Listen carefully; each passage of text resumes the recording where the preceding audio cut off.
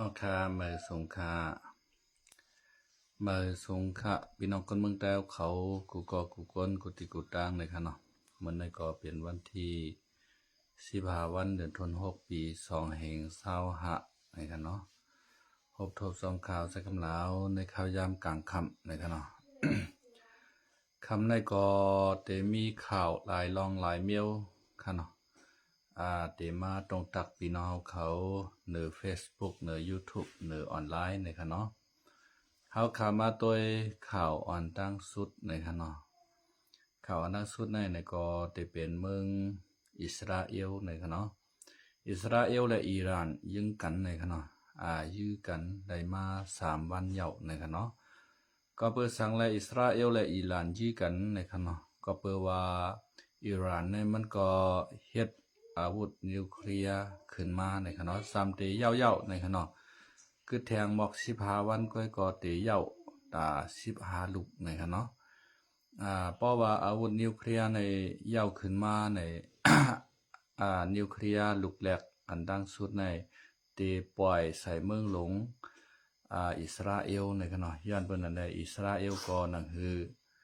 อิหร่านในป้อเตรียมเฮ็ดอาวุธนิวเคลียร์ขึ้นมาไล่ในอิสราเอลในเอาขีปนาวุธค่ะเนาะลูกเอาที่เมืองอิสราเอลเหี่ยวยื้อข้ามเมืองอิรักกะค่ะเนาะกว่าตกใส่ที่ในเมืองหลวงเตหะรานของอิหร่านในค่ะเนาะเฮ็ดคือผู้นำอิหร่านเขาอันบ่เฮ็ดนิวเคลียร์นั่นก็เลยตายกว่าในค่ะเนาะแล้วก็ทำโหซึกหลงอันจันทร์สูงสุดนั่นก็เลยตายกว่าก้อนหนึ่งในค่ะเนาะ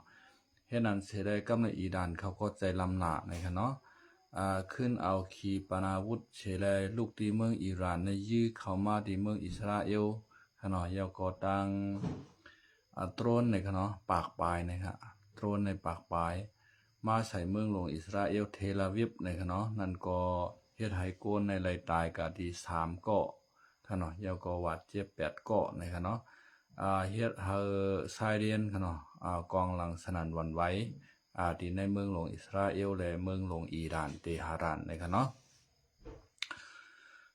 ก็เปว่าอิสราเอลและอิหร่านนี่ก็เปลี่ยนไม่เบื่อไม่เมากันมา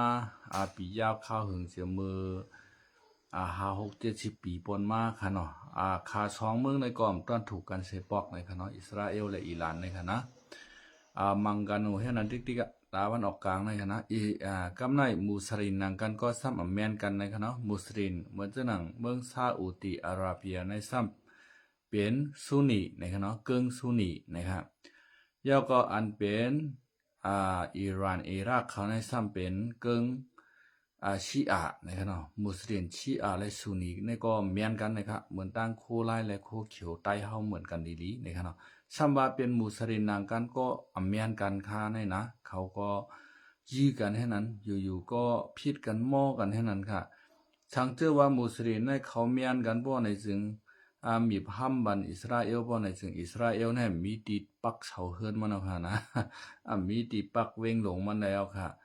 ก็เพราะว่าเวงมุสลิมในมันล้อมรอบอิสราเอลไว้กูภัยกูปาค่ะเนาะเหมือนเจ้าหนังเมืองซาอุดิอาระเบียค่ะเนาะเหมือนเจ้าหนังเมืองจอร์แดนว่าเมืองกาตาร์ว่าค่ะเนาะแล้วก็เมืองเลบานอนเมืองอิรักเมืองอิหร่านจังได๋ขนาดเมืองซีเรียจังได๋5-6-7 เมืองในล้อมรอบอิสราเอลไว้อิสราเอลในอยู่ในกลางเขาค่ะเนาะก้วยกับอิสราเอลในห้ำมันสมองมันจ่าเขียนหรือเขาแทงในค่ะเนาะมันสมองอิสราเอลในคือแคมเต้ๆแก่แขนเต้ๆครับว่าในกำผาในค่ะนะอันที่อยู่ในลุ่มในใจเมืองอเมริกันในก็กำนำแต่เป็นกวนเจ้าอยู่กวนเจ้าอิสราเอลในครับว่านะผ่ายการเงินกูเสื้อกูร้องในเป็นอิสราเอลเขากุมกำนะครับซ้ำว่าเขากว่าถึงเมืองอเมริกันในก็เขาก็อ่อนกันคัดใจเห็นดิเห็นร้ายปีหยาเขาก็พายปีหยาเขาก็แก้แค้นเขากว่าไล่ไว้เมืองอเมริกันขณะชาติอเมริกันเนี่ยในก็เขาสมัครเป็นนักการเมืองว่าเป็นทหารว่าเป็นตำรวจว่าเป็นฝ่ายการเงินว่าให้ไหนๆซอยอิสราเอลซอยอเมริกันเขาเลยตั้งนำเลยครับเหมือนจะหนังกวนที่เฮ็ดนิวเคลียร์ในขณะนั้นเฮ็ดนิวเคลียร์เนี่ยจะเป็นไอน์สไตน์ค่ะเนาะไอน์สไตน์เนี่ยเขาก็ว่าเป็นกวนอิสราเอลค่ะเนาะเย้าก็อันเฮ็ดเพชรปุ๊กอันเฮาถ่ายทอดโชว์ดูเมื่อเร็วในค่ะนะอัน มิสตาฮาเปิกอันนั้นนะอันนี้ก็เป็นเจ้าอิสราเอลของเขาอะปอมเมเขานั่นเป็นคนอิสราเอลแถวกว่าอยู่ที่เมืองอเมริกันขณะปอมเมเขาก็อะไรเขาเหตุการณ์ที่ในลุ่มหลวงปองจึงเมืองอเมริกันในขณะอันก้นก็อันเฮ็ดเฟซบุ๊กออกมาเมื่อเร็วในคณะอิสราเอลในมันสมองมันดีนะฮะจ้านาแคนนาลูกดีเขามีวันมีเมืองในเหแลควักเอานาตีนาลินไรวันไรเมืองมาค่ะเนาะในทะเลทรายเนี่ยเขาว่าพระราเป็นเจ้าเฮาปันเฮาหนังดินก็ได้เฮาขึ้นมาเอาขึ้นหนังดินเฮาเนี่ยเมื่อปีเหงเก้าปาก43-44นั่นค่ะนะ45ใช่ไหมเมื่อเจ้าหนังเจ้าแกมมณีค่ะเนาะอันเป็นผู้นำแกมมณีชื่อห้องว่าฮิตตราอันนั้นค่ะนะฮิตเลอร์ไทยคำว่าฮิตเลอร์มานห้องว่าฮิตราในค่ะเนาะอันนั้นเนี่ยคาล่างเผ่าพันเจ้าอยู่เนี่ยกว่าเป็นหลายล้านก่อกำเดียวค่ะนะเป็นหลายล้าน5-6 ล้านก่อนะครับกลายเป็นก้นเจ้าอยู่ในเอาตายเป็นหมดนะในเมืองแกมนีเนี่ย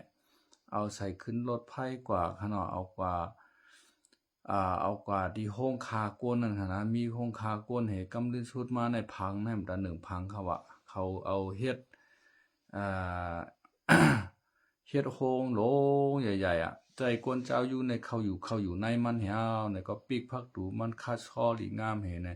เอาง่วนชานในผูเข้ากว่าเขาว่าอันเป็นไอก้องไอก้อนเฮ็ดคือก้นตายในค่ะนะ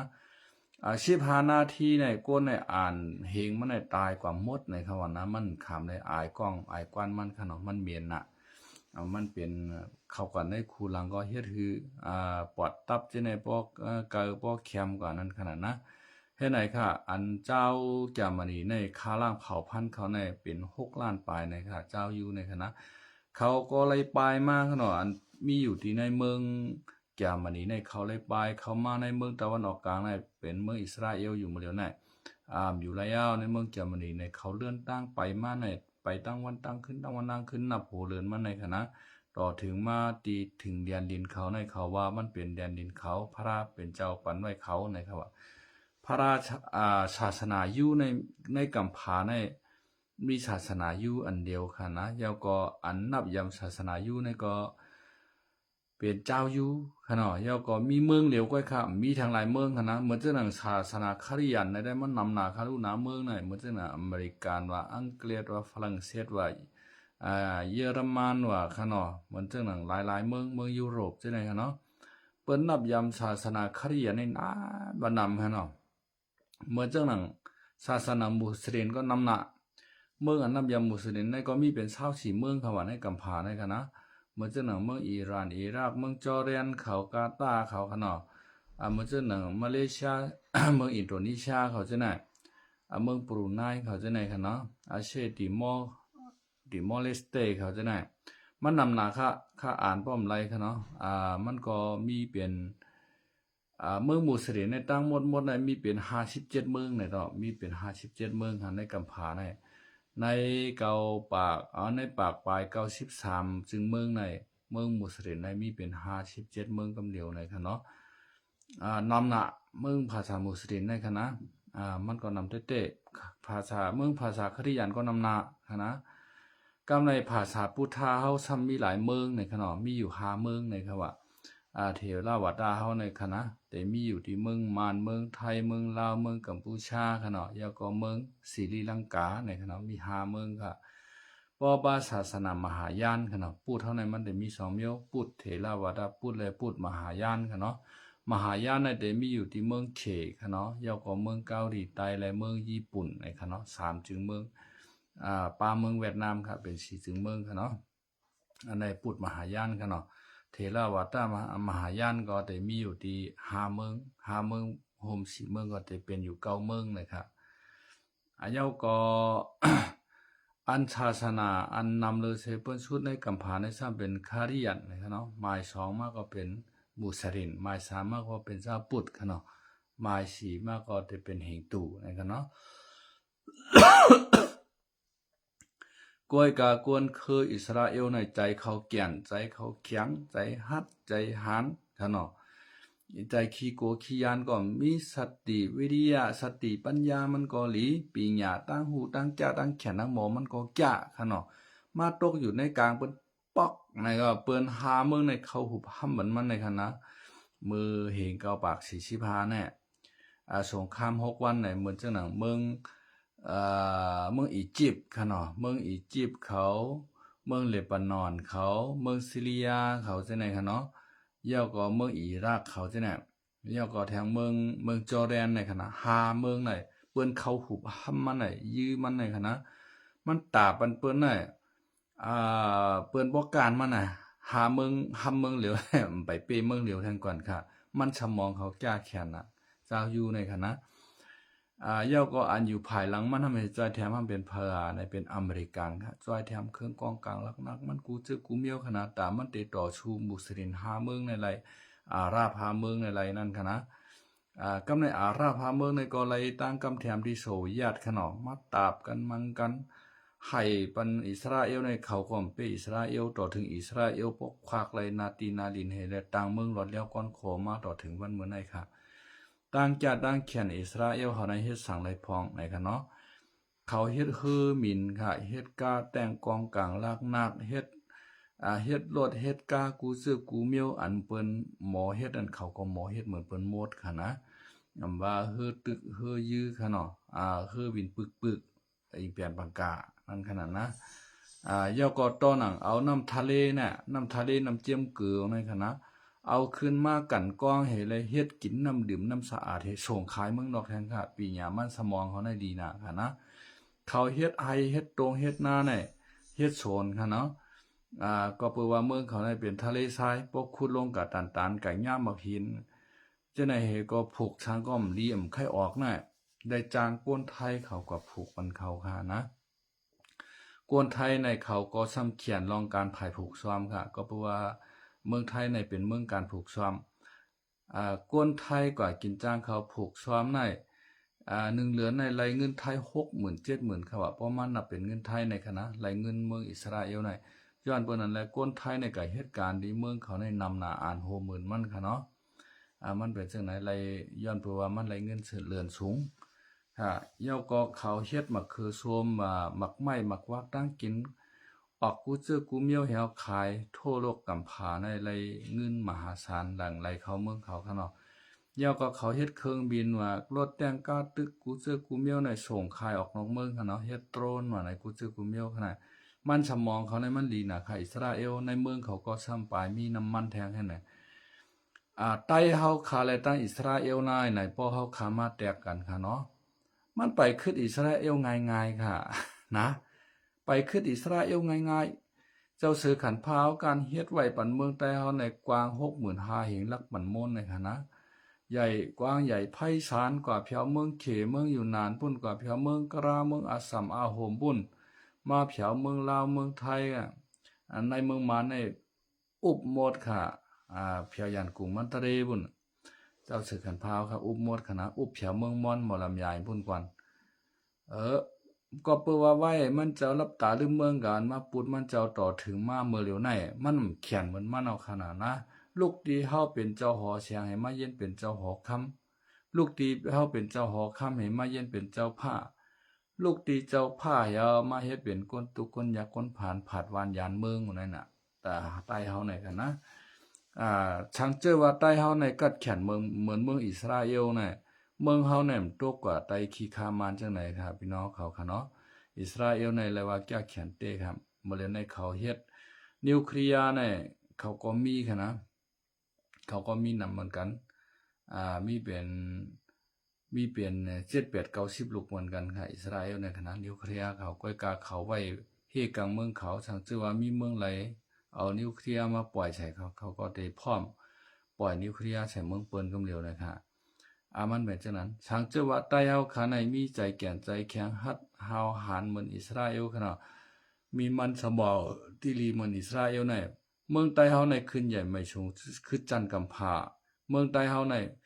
หมอเฮ็ดเฮอหมินกาแต่งส่งขายออกนอกเมืองขนาดในเมืองเฮาขาในมันมีดังถาดยูเรเนียมอันนั้นค่ะนะถาดแคดเมียมไหนจะไหนมันมีค่ะอัน มือปีกายเนี่ยค่ะเนาะเขาว่าจุ่มยิบกองกลางลักนักอยู่เรียนดินใต้ไทยเนี่ยจุ่มหนึ่งขายทาดแคดเมียมบันนอกเมืองในค่ะเนาะอิหร่านในขณะนั้นเป็นข่าวลงหลังกำหนึ่งเมื่อเจ้าหนังตั้งข่าวปลอมข่าวพังจุ่มหักหลังเจอจัดกำพองซัมบาRCSS ขายทาดแคดเมียมอันเมียมเฮ็ดหมักนิวเคลียร์อะไรนั่นปันอิหร่านนะครับว่านะเอาอันในใส่ลายป้ายสีพันRCSS ก็ขึ้นมาปืนเผาขึ้นว่าRCSS อะไรเกี่ยวข้องอะไรกับกายนะครับเนาะ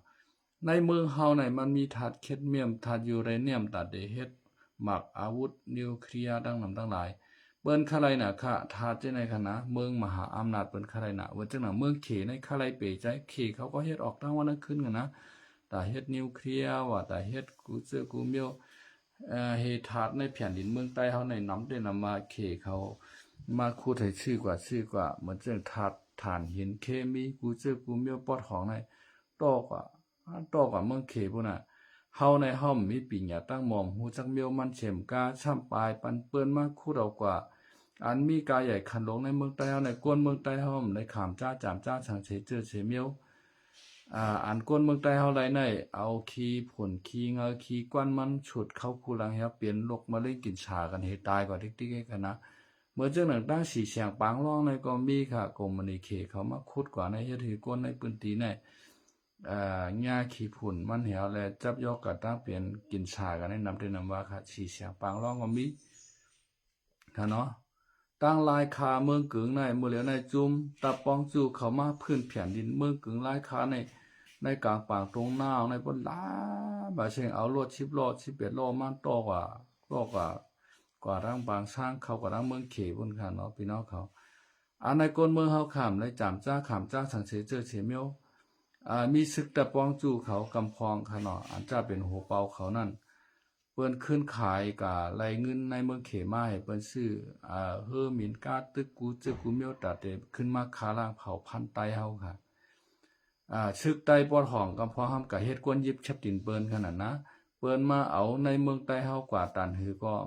เฮซีเขียนว่าช้างเสเจอเสเมียวค่ะเนาะว่าช้างเสเจอเสเมียวก็ไม่เขเขาซื้อกว่ายาวเขเขาก็เฮ็ดอาวุธนิวเคลียร์ขีปนาวุธกูเจอกูเมียวสั่งซื้อว่าอเมริกันเขาใครก็ขายต่อว่าอเมริกันในมือป่วนมาเรือนป่วนแน่อเมริกันคืนภาษีน้ำเขาของเมืองเขนเปลี่ยน145%กำเหลียวค่ะเนาะกล้วยกะเขเขาขึ้นมาตอบโต้ว่าเหมือนจะหนังธาตุสารเคมีจะในเฮาเดมส่งปันเมืองอเมริกันนะครับเนาะเหมือนจะหนังธาตุอันที่เป็นเฮ็ดนิวเคลียร์ว่ากูเจอกูเมียวเฮ็ดเฮอร์มินว่าเฮ็ดกูเจอกูเมียวนั่นค่ะเฮ็ดเซมิคอนดักเตอร์ในจะไหนมันเป็นธาตุในเมืองใต้และในเมืองขางในเขากว่านำได้นำว่าค่ะในเมืองเขในค่ะนะเขมขึ้นต่อขายอเมริกันนั่นขนาดขายกาใหญ่ขันหลวงเขเขามีขึ้นรวยขึ้นมีขึ้นรวยขึ้นเอาขนาดอันในมันเป็นในเมืองใต้เอาค่ะเด็ดๆช่างเจอว่ามันสมองใต้เอาค่ะต่างมันสมองอิสราเอลในเหมือนกันเพราะในจึงใต้เฮาขาในขึ้นใหญ่ใหม่สูงเฮืองเปิงใสเมืองเฮาก็มีเฮือนเติบเป็นชาว30จันให้บ่ฮือมาเป้าขานะเมื่อเลียวก้นเมืองใต้เฮาขาเป็นหือพองขาตึกตึกแคบดินทาเต่าเฮาไปตั้งทนอบเทเนบเฮซึกยิบกองกลางจุ่มมากกะตายให้แนวนะซึกยิบกองกลางลังนาของเจ้านั้นก็เอาข้ออ้างการเมืองเฮ็ดข้ออ้างเฮาก็ว่าเฮ็ดตอนตะวันเมืองชื่อคือวันเมืองซึกจุ่มไหลมาเป้กินก็ซ้ำฮัดคัดขวางสังเสเจอเสเมียวเมื่อเจ้าหนังมานเขามาเงียบเอากาพี่น้องใต้เอากาวิตอกกามีวัดมีหวาในคณะยอบกว่าหมอกะจอยกิริเกไขบันเขาไหนช่างเจ้าว่าเขากับ10ที่ต่อมันเจราจาบันมันกาอันมีไว้ในก็คือมีไว้เฮเฮาจอยกันเฮ็ดจอยกันป้องเพราะว่ามันถ่อมเฮาก็เอาเห็นแฮงตับซึกเขามังมานค่ะแหละเมื่อเดี๋ยวนี้ตาดีมังมานเนี่ยมาในมันอ่อนๆยาวบ่มมังมานเมื่อเดี๋ยวนี้ก็มันมีข้าวยามมังอะวะพอแทงอินมาเพราะว่ามาในขึ้นเป้ขึ้นเจ้าคือจะได้เห็นในก็เฮามีเอ็นแฮงตาดีลูกมังมานยาวค่ะนะป้อมมังเมื่อเดี๋ยวนี้ได้มันเป็นปล่อยกีปล่อยกองมันก็เอ็นแฮงมันยุบย่อมนำหน้าเย้า พอซึกไตเอาขาดดัง2 จุ่ม3 จุ่มในกลุ่มกวาดไก่ให้ไปต้วยเปิ้นเป้กินก้นเมืองใต้เฮาที่แกตาก้นเมืองใต้เฮาก็ป้ายขามและก้อยปลายก้อยหายก้อยปลายก้อยหายไก่วายกับติ๊กๆขนาดเมื่อเหลียวในจุ่มโคลายโคเขียวเอาขาก่อมตึกกันนำยี่กันเย็นอยู่สีๆให้ในหานะวันมามันเตตึกกันยี่กันมังกันขึ้นทางห้างป้อมเปลี่ยนอันเดียวกันเห็นได้แต่พอตึกกันยี่กันมังกันยาวในมันทำกับข้าวตั้งเผอซ้ำขึ้นกับข้าวตั้งมันกับข้าวตั้งตะป้องจู้เฮาหนังกันยี่กันมังกันให้ไหนมันรอดยี่ค่ะเย็นหนูให้ไหนฮะนะมันตื่นแต่ไรมังกันทั้งกำค่ะ มีกาก็ไปไลโกมานอยู่แทงคาเนาะแจ้วค่ะมีกาก็ตึกหาไลโกมานแทงอยู่ชึกเฮาในโหลไลกะเจราจากันทั้งมันนั่นคือมานนั่นพอได้เฮ็ดปันไวฮอกาคนเมืองเฮาค่ะเนาะไผก็ใครเฮ็ดไวฮอรถฮอกาในค่ะนะก้วยกามานเขาเฮ็ดปันน่ะเมืองไทยในมันหลายคารู้บ่เฮามีไวฮอรถฮอกากว่าญาติตำรวจตั้งลานก็ยึดเอารถเอาก้าวแต่ว่าหนังคือบ่ได้มีไหวรถก้าวเปิ้นเฮ็ดปานนู้น24 ชั่วโมงขนาดนะ24 ชั่วโมงก็บางเอาขนาด5 โมงกลางค่ำถึง8 โมงกลางในถึง4 โมงกลางค่ำขนาดเปิ้นก็เฮ็ดปานนู้นกูมือกูวันค่ะที่ขนส่งในคณะเมืองไทยน่ะ1 ปี 1 ปอกก็เลยกัดต่ออายุภาษีมันแหรถยนต์ก็ 2,000 ปลายรถเครื่องก็5-600ไหนก็นั่นก็ขนาดในสังซึกไตเอาขาหมอกะเจรจาบันมานคือมาในเฮ็ดปันเฮาภาษีเฮาในเฮาเตรียมไรเสรถเสกาเฮาเตรถกาเฮาเตรียมถูรีได้ยึดกะนั่นขนาดนะในแต่ก็โปรแกรมรัดมาก็ว่าเฮาได้เอาหน้าอกเฮ็ดตำเติงเฮ็ดปันการปอมเมก้นเมืองเฮกังเจอจัดวันเมืองเฮกังปอมเมก้นเมืองมันมาเฮกังสัง นะกาบ่มีคนเมืองเฮาก็ตับซื้อเขาก็มจวยเดเกียดขี้ให้กลางวันไล่ขนาดนั่นน่ะยอก็มันโหลยื้อมาในโหลยื้อเมื่อเร็วในค่ะเมื่อเร็วในมาในมันอ่อนๆนะเย้าป้อมยื้อเมื่อเร็วในแท้อินมันมีเฮียมากขึ้นน่ะมันจังก็ยื้อมาเนาะค่ะนะมันจ้ายื้อมันห้ามว่ากูมันตุ้มเตอคนเมืองมันปอตุ้มเตออยู่ยาวเมืองใต้ปอห้องห้ามก็เป็นเว้งเอาค่ะนะอันนั้นเฮาใต้เฮามันก็ยื้อมาในซึกต่างเจ้าคือซึกปลองเขาโกกังเขาอยากแข่เขาคางเขายื้อมาเนี่ยใต้เฮามันเลยไปเนี่ยใต้เฮาก็เลยไปอยู่ขนาดนะซึกใต้เฮากวาดกวางเฮาก็ไปอยู่ในห้วยในลอยไปถ่อมเสียงกองเสียงหมากเปิ้นยืมกันตรงนั้นกวนหวานเฮากำมาเปิ้นเอากาตายว่ากำปรองเอากาตายว่ากำโกกังเอากาตายว่าให้ไหนซ้ำกาเกียดขี้กังปันขนาดนะเนี่ยอิสราเอลเลยตั้งใต้เฮาในนั้นเปิงกันผ้าลายเหรียญขนาดอิสราเอลในเพราะว่าอายุ18ยาวอำว่ายิ่งอำว่าใจยกเว้นหลังคาเฮิรนกันนะแต่ได้เฮ็ดซึกกูเกาะข่าวตั้ง3 ปีขนาดเปิ้นมีเฮ็ดซึกแต่3 ปีครับอิสราเอลในกันนะใครมีหลายก็มีลูกมีเป็น10ก็เลยก่อตั้ง10แต่เลยหาบการซึกกันกูก็เปิดว่ากวนเขาในอยู่ในเกกลางเปิ้นอยู่ในเกกลางเมืองอาราพาเมืองเมืองมุสลิมในล้อมหอบมันฮู้ว่าเปิ้นได้เข้ามายื้อมันมื้อไหวันไหมันก็หลุดไหลมีแฮงซึกกูก็ในกูไหลเปลี่ยนซึกมาร้อนๆว่ะเมืองอิสราเอลเนี่ยมีว่าก็ในไหลเฮ็ดก็แนมไหลเฮ็ดเปิ้นย้อนมาวาน2 เกาะ 3 เกาะเหมือนใต้เฮาค่ะนะใต้เฮาคานมาวาน2 เกาะวาน3 เกาะให้ไหนนิ่งกันกว่าได้จ้างกันกะค่ะอันนั้นเปิ้นเอากว่ากูเฮิรนค่ะนะเอากว่ากูเฮิรนก้อยกับเปิ้นเอาความมือเดียวกันพอเปิ้นเอากับปีอ้ายงาว่าเปิ้นปล่อยมาปีอ้ายเอาน้องกว่าแท้งแค่น่ะ3 ปีเนี่ยนึกก็ก้อยน่ะพอมีปางตึกซึกเสือมาไหนเขาก็อ่อนกันขึ้นปอกเมืองเขารวยตีรัฐบาลเนี่ยหลายห้องนะเมื่อฮักก้อยเจ้าเก่าเขาฮักเมืองเขาดันนั่นอิสราเอลในค่ะนะมือเหี่ยวก็มือเฮ็ดซึกค่ะเนาะมือลงรายชื่อรายเสียงขึ้นเนี่ยก็มือเฮ็ดซึกกะตึกค่ะเนาะย้อนเปิ้นในเมื่ออิสราเอลในมันก็ห่างเฮียนไว้โตตันเข้มแลบเย้าก็เขามีเครื่องไอรอนโดมในค่ะเนาะไอรอนโดมในก็อำว่าเฮอหมินอำว่าหมักลงขีปนาวุธหมักหนูไผ่กูจึกกูเมียวป้อมันปล่อยเขามาในเมืองเขานั้นมันเอาไอรอนโดมในยื้อขึ้นกว่าว่าในเจียงกะตื้อใส่หมากลูกนั้นแตกในกลางหาพุ่นค่ะเนาะเฮอบินก็ไปเลยค่ะเพราะว่ามันได้ยื้อใช้เอาใน ลำมงว่าที่เขาว่ากามกะคืดกามกะแตกเห็นมันคืดค่ะไอตอนตัวมันนั่นแหละคือหมากของเปิ้นปล่อยมาปากลูกเฮงลูกก็มันก็กะจอมเฮจอมเขียวเต้นติ๊กๆขนาด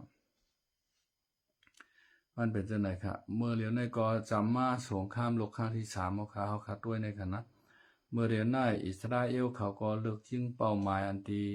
อิหร่านเขาเฮ็ดอาวุธนิวเคลียร์ในคณะสังเจอว่ามันก็ตื้อให้กว้างม่วนสารอันนั้นแตกกว่าเพราะอะไรจึง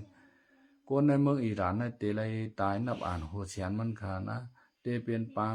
ตึกลงปอกกำผาปอกกำสามเตเกิดขึ้นมาค่ะเนาะเฮาขามาด้วยในกำผาในมันก็สงครามหลายๆจุดก็เกิดขึ้นค่ะเนาะมันจะหนังตั้งยุโรปค่ะเนาะมันจะหนังรัสเซียดังยูเครนก็ยื้อกันมาเข้าทั้ง3 ปีปลายค่ะเนาะตะวันออกกลางอิสราเอลอิหร่านแล้วก็ฮิปโปลอฮูตีค่ะเนาะฮามัสเขาจะไหนก็ยิงกันค่ะเนาะเมื่อจะหนังในเมืองใต้เฮาค่ะในก็ยื้อกันยื้อกันอยากแข่งว่าค้างว่าซึกใต้ว่ากูก้างว่าปรองว่าย่างเขียนอยู่ว่าดังมานว่าไหนจะไหนยื้อกันในซึกในใครสวดตัวกำผากูดีกูดังแทงอินพอมันเฮาแฮงมาหรือไหนไหนมันจะเป็นจางเป็นมาซึกกำผาปอกกำสามค่ะเนาะมันเป็นจังได๋ครับเมื่อเดี๋ยวในอิสราเอลและตั้งอิหร่านในก็ตอบโต้กันกว่ามาไม้ในขณะก็ยื้อต่อมาเมื่ออยู่ต่อก็ให้ไหนกำในเหมือนจังนั้นหน้าเมืองไทยเนี่ยก็คำเมียนค่ะเนาะคำเมียนในก็ค่าไรหนังดินเมืองไทยมาแทงค่ะเนาะ1 ตารางเมตรต่อ2 แสนในก็ว่าเขาค่าไรนั่นค่ะนะอุบก็ซ้ำปันอุบกันดีๆไหนยาวก็นายหุ่นมันเนียดในก็ซ้ำมาเขาปางกุมค่ะนะเมื่อไหนเมื่อว่าเมื่อไหนค่ะเนาะห้ามสั่งลูกน้องมันมากไว้สมบัติเตรียมเลยเอาลองเรียนดินสีตีนั่นเข้าอุบจ้อมให้ไหนวะนะในมันเฮ็ดถือแข่งการซื้อกันค่ะเนาะแล้วก็อิสราเอลออมใจอันเป็นกัมพูชาเขาก็ญาปิกหลานเฮในก็อำเลยมาเหตุการณ์ตั้งดีตั้งงามนั่นขนาดนะในก็จะเป็นรองทุกข่ายหยับใจก้นเมืองเขาออกเมืองกัมพูชาและเมืองไทยค่ะเนาะได้ก็งากันหัวค่ะหัวมันแตกวันใดค่ะเนาะมันก็แตกแล้วกำในตางเมืองใต้ปอดห้องค่ะเนาะเมืองใต้ปอดห้องในซึกปรองเทียนเอาเห็นที่ซึกตั้งนำตั้งหลายคืนมาหลอดตึกซึกผีในค่ะเนาะที่ฮู้สวนนะครับที่วันฮู้สวนที่อยู่โคราชกูปอกค่ะเนาะเมื่อวันเมื่อไหนค่ะเนาะวันที่16ในเดือนตุลาคมปี2025ในซึกปรองเทียนค่ะเนาะเอาเอ็นแห้งซึกตั้งนำตั้งหลายเหตุขึ้นมาหลุดตึกผีนะครับเพื่อกะว่ามันเป็นข้อความภายผีเขาลาได้ขนาดนะซึกปรองเขาบาดเจ็บน้ำตั้งหลายก็เลยถอยออกกว่าขึ้นเนี่ยเฮาขายินความผ่ายเหลวไว้ในไปจังยุ่มไรครับเฮาขาได้ไปด้วยแทงกับก่อนมื้อวันพุธวันฮื้อในข่าวเงามันได้เป็นมาจังหือนั่นเนาะพี่น้องเขาอย่าไปลืมติดตามบันช่อง YouTube เสกำขนมข่าวก็เตมีข่าวใหม่ๆที่ออกมารายงานข่าวปันพี่น้องเขากูก็กูเจ้านะครับที่ช่องข่าวก็สมชัยเจริญปัญญาเนี่ยจะเป็นเด็กอังกฤษค่ะเนาะติดตามปันเสกำค่ะเนาะแล้วก็อย่าไปลืมเต็กซับสไครบ์นะครับเนาะแล้วก็อย่าไปลืมกับติดตามช่อง YouTube ของใจวันค่ะเนาะน้องใจวันเฮ็ดข่าวภาคใต้ในค่ะเนาะกูข่าวภาคใต้เอาค่ะหายหลายกว่าหรือกำผาในค่ะเนาะมันใจก็เฮ็ดออกมาข่าวภาคใต้มีเป็น3ปากปลายเอาเมียวปองมันในค่ะเนาะสังเกตว่าพี่น้องเขาใครหมกใครเฮ็ดภาคใต้ใครเปิดร้านเขาภาคใต้เนี่ยก็เขาก็เห็นฮู้ในช่อง YouTube ของน้องใจวันใดนะครับชื่อช่องมันฮ้องว่าทำอาหารพื้นบ้านคนใต้ในขณะเป็นเด็กไทยเด็กอังกฤษซ้ำแต่ว่าไต้ฟู้ดชาแนลในขณะไต้ฟู้ดชาแนลเนี่ยก็เด็กไทยที่มาอยู่ด้านหลังขณะทำอาหารพื้นบ้านคนใต้เนี่ยอย่าไปกะลืมติดตามเสกำนะครับไม่สุงค่าเนาะ